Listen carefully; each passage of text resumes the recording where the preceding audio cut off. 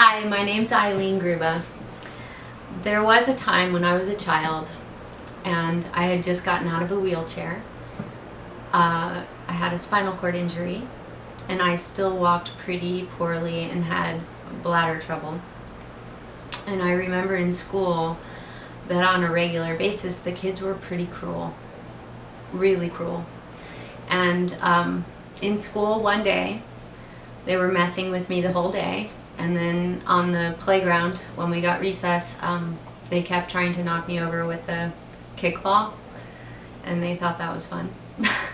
And that day I fought back, and I got really mad and defended myself, and then I got in trouble by the teacher in front of everyone for my response to it. So that day when I got in the car, my mom picked me up from school. I was 7 years old.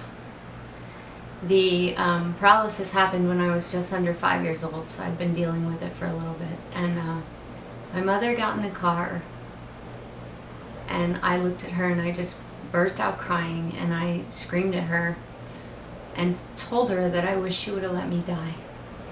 7 years old.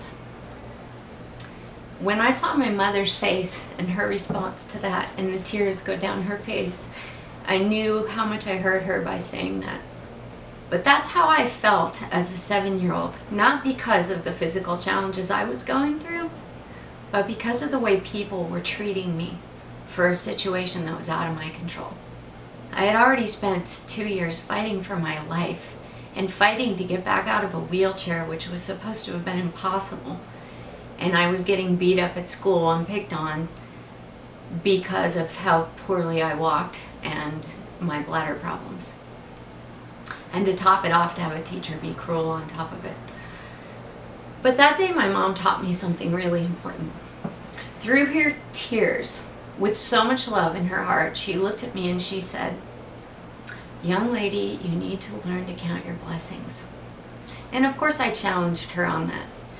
But cut to years later, and a lifetime later, that was the only time I ever thought that.